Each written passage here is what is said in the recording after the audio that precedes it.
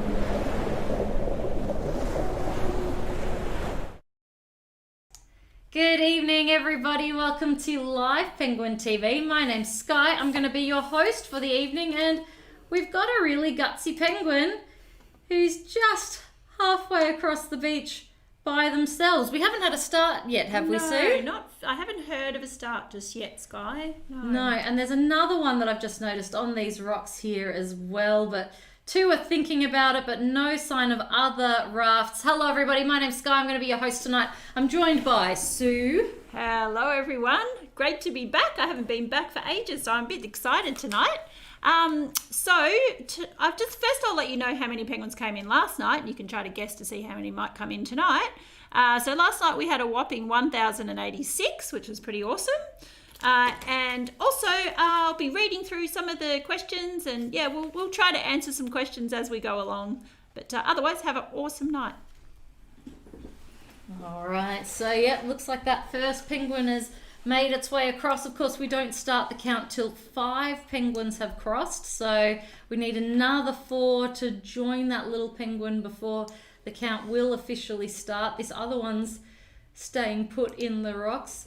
I reckon it might be as good a time as any to cast our eyes to the ocean and see if we've got any penguins coming from a little further afield. So I might just zoom out and we'll watch to see if we can see any rafts coming in, because just 2 at the moment's not so many.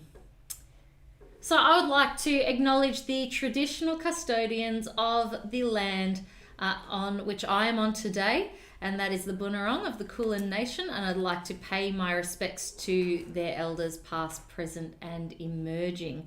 So Wominjeka Malau, welcome to Phillip Island, everybody. And yes, we're all here to watch the penguin parade. We've got, wallaby on the beach. Hey friend, how Australian's that? I love a beach wallaby. It's a wallaby on the beach, I reckon, is just about as Australian as you can get. I won't get too distracted though, because penguins could be here anytime. So last night, by this time last night, the count had already begun. So I reckon they could be here any moment. But of course, the moment you start making predictions about these penguins is the moment that they just decide that they're doing what they want and they don't care about you and your feelings. And it all turns around. So we'll just have to keep waiting patiently as we watch to see rafts coming in. Now, if this is the first time you're watching the penguins, what that means is that the penguins, they spend the day out by themselves looking for fish and squid and sea jellies and all sorts of different seafood. And they are solitary creatures as far as we know during the day, but at this time of night they form into these groups. We call them rafts.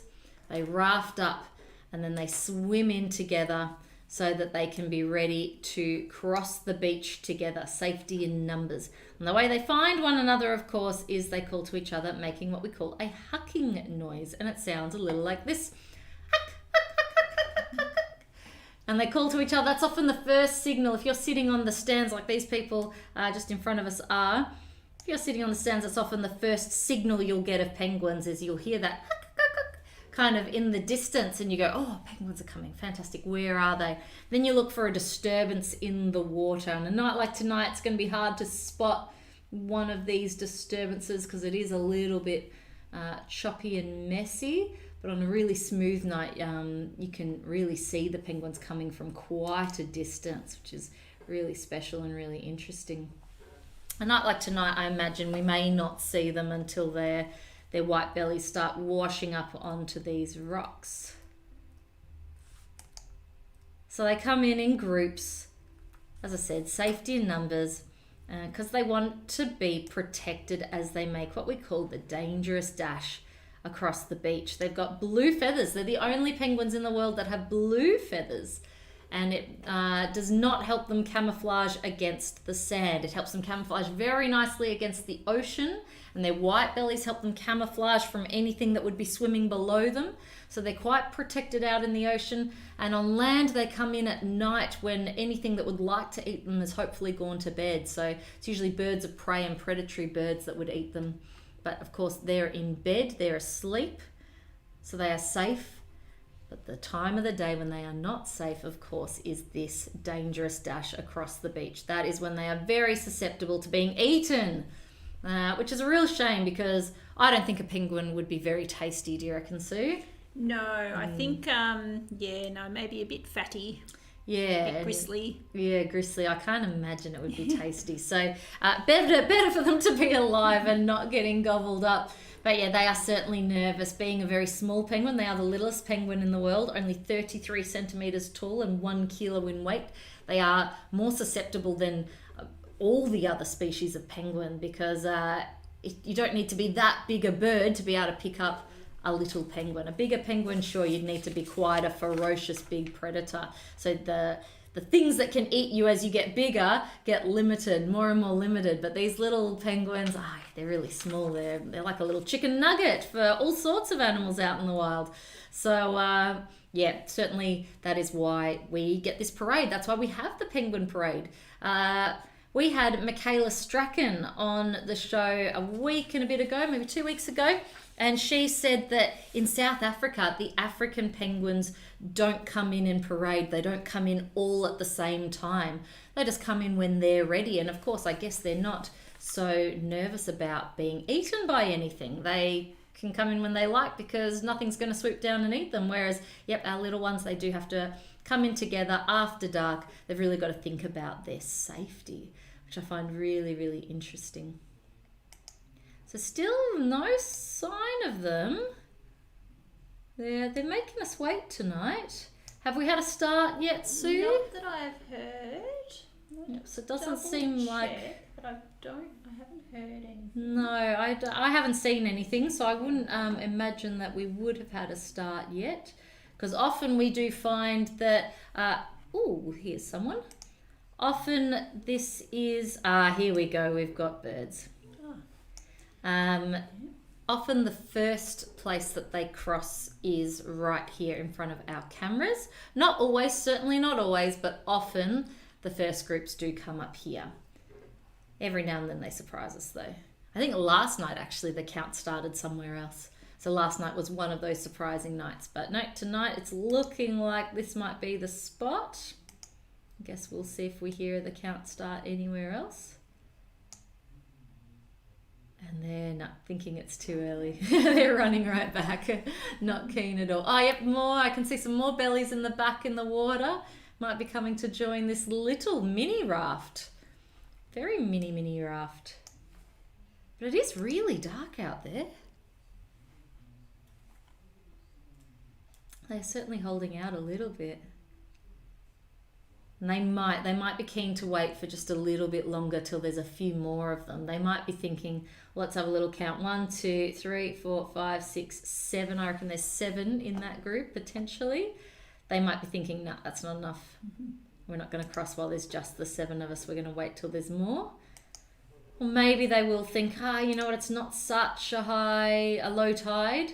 Maybe we do have the courage to go. Oh, no, just as I say that, maybe they do have the courage to go. No, definitely not. I wonder if maybe they're hearing some other penguins. We have to have at least 5 cross before we can start. Yes. Start time. Yep, absolutely. At least 5. Well, we've already seen at least 1 cross, Sue, so 4 more to go now. But no, they're not keen, are they? They're scaredy penguins tonight.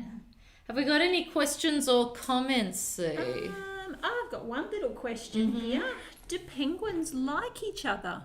Oh, do penguins like each other? I wish we could ask them. I wish I spoke and sufficient enough fluent penguin to ask them. Look, it's a complicated question, I think. They are a bird that lives in a colony. So that does tell us that they, in that way, as a species, they do like to be together. They do like to breed in groups. So we've got a colony of 32,000.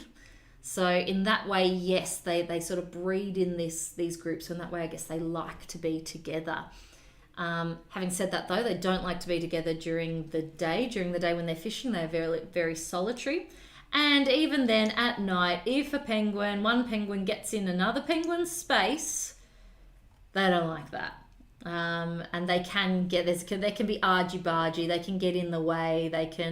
We've seen fights, haven't we? We've seen fights. Yeah, definitely. Yeah, so in that way, they don't really like each other. Especially between males. Yeah, definitely. Yeah, that's very true. But definitely between males, there can be some territorial behaviour and some fighting, like this is my burrow, get away, and this is my lady, so get away, that kind of thing. But at the same time, if you see them preening together on the rocks, they're not paying each other much attention, or they might even be preening each other on the hard-to-reach spots. So there's certainly some teamwork, there's certainly some cooperation, there's certainly some fights. Sounds like a regular society, doesn't it? It's just one of those things. So, yeah, look, it's a complicated question. Do they like each other? Yeah, sort of. Now, are we having the comments problem on Facebook again like last night, Sue? Yeah, I still haven't got the comments up. Okay. So things, just double checking again now. So some of you may be having trouble again with the comments on Facebook. We think we might be on our end as well. So we're going to have to look into that if that's been 2 nights in a row now. Okay. I know from last night some of you were able to, so I don't know what that's about. I'm not a very techie lady. We'll have to look into it. I'll pop it on my list for things to investigate. Oh, they're making the dash. Here we go. So they're crossing. We've got... Well, this should be an easy one for us to count. We could probably count it together as a group. 1, 2, 3, 4, 5, 6. That's the 7 that we saw before, is it not? Yep. So that's an easy group for... Oh, who's our counter tonight, Sue? Our counter tonight is Kerry. Ranger Kerry. Kerry, Ranger Kerry. So I'm guessing she started the count now based on that 7. She might just be writing it down. Yeah. So So probably a start around the 8:30 mark tonight by the looks of it, unless they have started elsewhere. But I am going to cast my eyes back to the water because I can't imagine bigger groups of penguins will be far away. So I don't want to miss them since it's a shorter beach. And I reckon, a bit too far. And I certainly don't want to miss them on a night like tonight. So we are Phillip Island Nature Parks, everybody. We run the Penguin Parade. We run the Koala Conservation Reserve. We look after Churchill Heritage Island Farm. We look after the Nobby's Antarctic Journey, all of the Southside beaches, all of the woodland areas across Phillip Island, some of the wetland areas, or we help manage the wetland areas as well. Pretty much if it's a natural area on Phillip Island, we might have a bit to do with it. There's a good chance we have a bit to do with it at least. And we are visitor funded, or self-funded I should say, which means that we survive on people coming and visiting our sites. But we do all sorts of really important conservation, research and education work. So when you visit one of our sites, you're doing a really good deed, which is always fantastic. You know, imagine coming and watching penguins cross the beach in real life and know that you're actually doing good for the environment at the same time. Like, it's just a win-win. It's a win for everybody. So that is generally, here we go. That is generally how we fund ourselves. Of course, because we've been shut a lot of this year, as have lots of places around the world, we know that people are having trouble coming to visit us. So we are now getting some funding from the state government, and we are also encouraging people to donate to the Penguin Foundation. That's the charitable sort of arm of Nature Parks. And we do all sorts of really important work through the Penguin Foundation. So the link is in the description above below, wherever it may be. And that is one way that you can support the little penguins and a lot of the important work that we do here at Nature Parks. Whoa, serious group coming now. Count those, everybody. Yeah, have a go. So let us know what you think. We'll see if we can get a number from Kerry potentially. She might be able to let us know. But yeah, it's a tough one. I'm certainly not going to embarrass myself and have a crack at it. I felt confident when I was 7, Sue. Not so confident when there's 100. Quite a lot. From your expert counting, Sue, what would you, just by looking and a gut feeling, what would you guess that group might be? Well, they're spreading out, aren't they? Yeah, they're still coming. Oh, gosh. 50... maybe just under 50. Okay. Just under 60. Under 60. Yeah. Well, there you go. This is why I don't count They're still everybody. coming along. Yeah, it's still coming though, and there's still more on the edge as well. Hang on, it's just gone up by quite a few. Oh yeah, because Sue watches so Sue's watching a slightly delayed version compared to the one that I'm watching, so she will have just seen that burst of I'm a bit behind, am I? Yeah. Because just as you were saying 50, I was like, there's just a whole group of them that have just appeared out of nowhere. Yep, No, there you go. Okay. Doubled. Okay. Still though, that we can't ignore the fact that I made the guess of 100 well before that extra group showed up. So, yeah, don't trust my counting, everybody. I'm ridiculous at it. Ooh. Get a chance. We'd love to know how many were in that group. So we were asking Kerry if she can let us know the numbers of that first group if she gets a moment, as we watch these little penguins waddle along the highway there. Very sweet indeed. So they're coming home to their burrows for the night, maybe for a few nights if they're feeling tired, if they don't want to go back out. Maybe for 17 or so nights. So some of these penguins, this might be their final walk to the land before they molt, before they push out all their feathers and grow a whole new set. So some of them might be very chunky and might be stocking up ready for a fasting session while they push out all their feathers. Let's go. Oh, back to the main. Oh, just as I do that, the more penguins around the corner. Yeah, let's watch these penguins as they around the corner. Oh, it's a stack of penguins. Hello. Here they come waddling. I'll never get sick of that side to side waddle, Sue. It is so cute. Absolutely adorable. Not a lot of really chunky ones, I've got to say, tonight. So I wonder if we've seen a bulk of molting penguins come up recently, and I wonder if we might get some lower number nights as a lot of penguins are now staying in and molting, and then we might see some, more gradual molting behavior over the next little while, I wonder. But certainly while the molting season happens, of course, it's usually a couple of months, isn't it, that we see most molting happen from sort of February, March, April. This year. Yeah, it felt like it did, didn't it? But yeah. Yeah, usually around the end of Feb, March. Yeah. April, and it's usually sort of done by May at the latest, isn't it? So usually about 2 to 3 months is what we might see the bulk of the molting being done, which means that in those months, on the one hand, you're seeing lots of penguins coming home because they do need to be coming home, but then there's a whole chunk of 17 days per penguin where they're not coming in because they are already in. So it's actually quite a good time to be at the parade, or to look up into the colony and see if you can see some grumpy molting penguins who are landlocked, stuck on land, unable to move.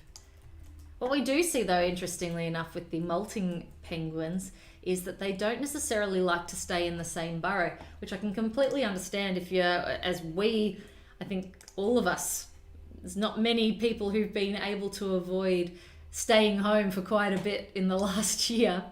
And you certainly know that after a few days, you tend to go a little bit interesting in the mind, and you want a change of scene, and you're keen to get out of the house and do anything, and you'll go on walks that you wouldn't have normally gone on, or you'll start finding that you do things that you wouldn't normally do. And our penguins seem to do similar as well. We seem to see some penguins heading to into different burrows and just visiting a burrow for a night or a day, and then visiting another burrow for a night or a day, just sort of burrow hopping, maybe just to change scene. Just to get a different change of scenery. Maybe they don't want to make a mess in their own home. That's true, because it is like they sort of they spew these feathers, and there's just feathers everywhere. It's so messy, and maybe they're a bit strategic, and they go, oh, this is a real mess. I don't know if I want that in my burrow. I'm going to go and sit in that other person's burrow and grot up their burrow with all my feathers. That's hilarious. I love that idea.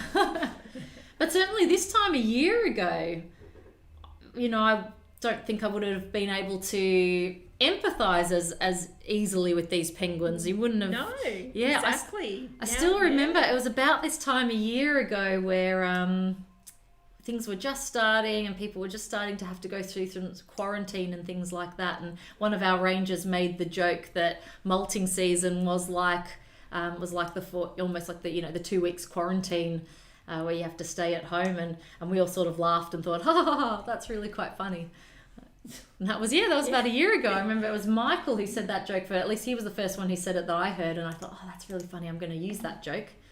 And then I don't think I did, because I think we had to close. Oh, it's been a strange year, everybody, hasn't it?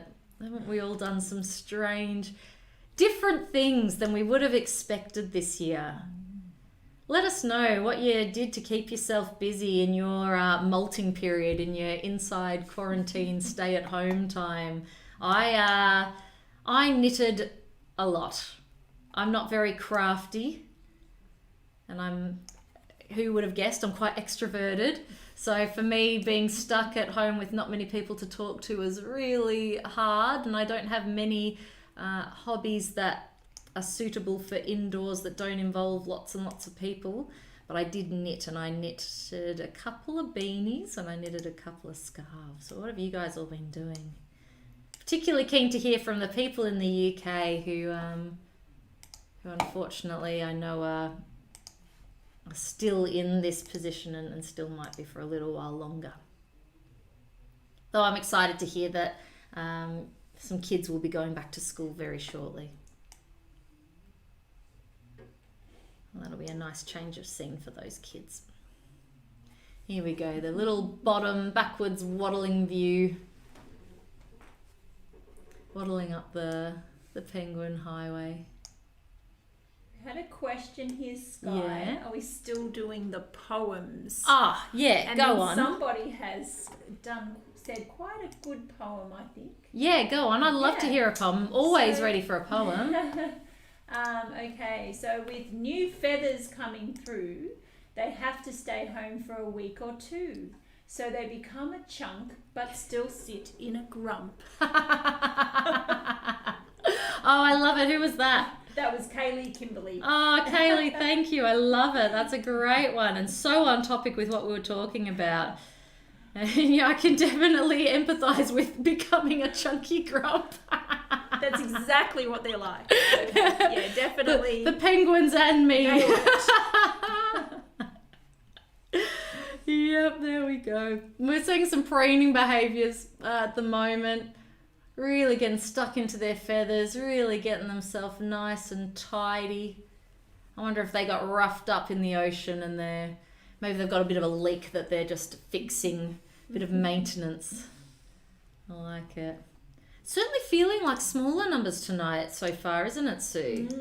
Yeah, it is. I Yeah, did. definitely. Oh, Like that was, that big group actually. Did we hear?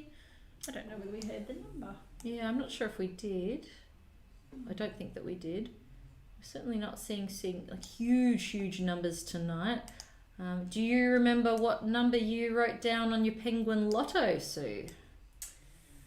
Roughly? What did I write? What did you tonight? guess? I put down, I think about 700. Okay. Or so yeah, I was predicting maybe might be on the numbers might chocolate. go down a little bit tonight. Yeah. I won the chocolate 2 nights ago, so that wouldn't be fair, would it? No, it's no such thing as fair. It's about talent, Sue.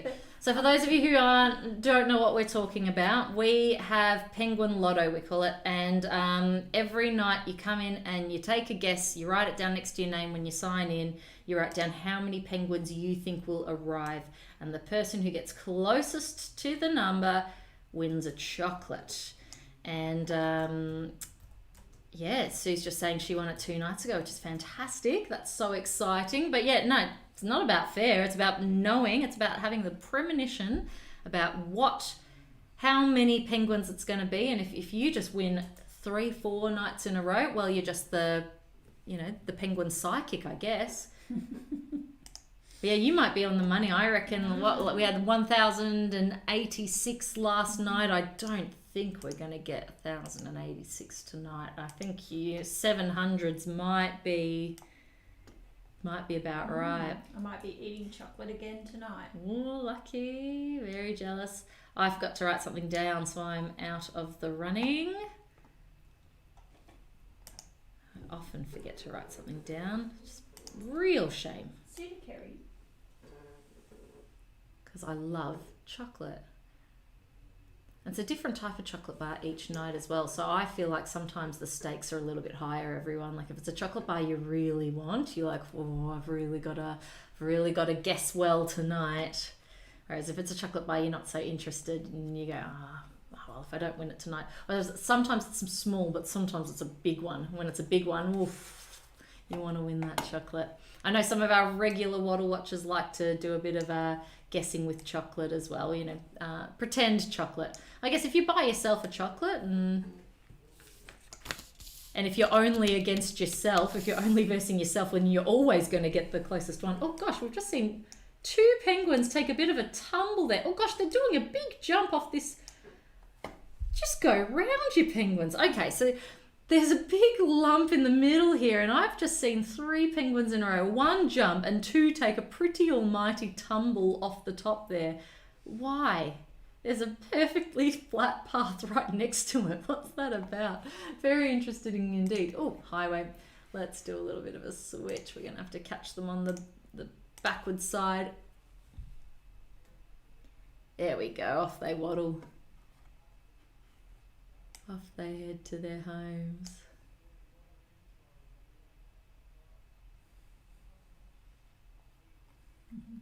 So these are not the only birds that are returning home tonight. We also have short-tailed shearwaters still around at the moment.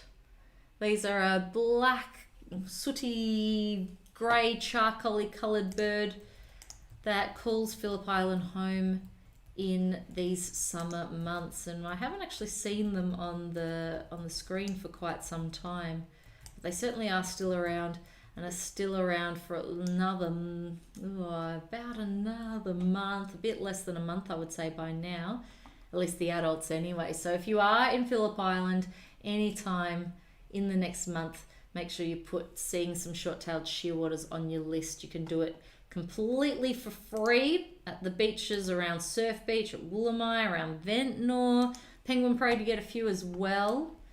That's a really incredible natural phenomenon, just like the penguins returning home, but a little less waddly, a little bit more chaotic landing like dive bombers. Now we've only got, oh gosh, what have I done? Oh, okay, so I might have been on the wrong camera for a while. Sorry, everybody. We've got more penguins on the highway. Here they come waddling past. With about a minute or two to go, Sue, do we have any last comments or questions? Yeah. So, what are the penguins up to next? So once they finish molting, What happens next? Yeah, what's the next chapter in our story? Of course, we've only started these in August, so we haven't seen a whole year of live streams to know what happens next. Yes, so after the molting season is a bit of a quieter time here at the Penguin Parade. Outside of molting season, it's the winter, and the penguins don't have such a reason to come home night after night anymore. They don't have chicks to feed, they don't have feathers to get rid of, they don't have eggs to look after. So what we tend to see is smaller numbers, slightly smaller numbers night after night. We have these during the winter, the Australian winter, these penguins will stay out for maybe up to a month at a time.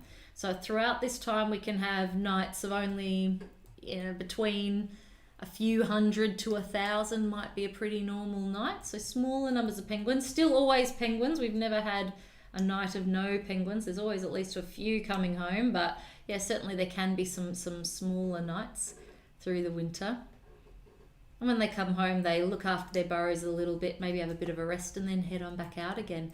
And it's sort of like that until August, September, whenever they feel like breeding again. However, we sometimes do have a bit of an autumn breeding attempt. So sometimes we have a boost in numbers in about May, when the penguins, they just don't quite get the signal that it's about to be winter, and they go, oh, is it breeding time?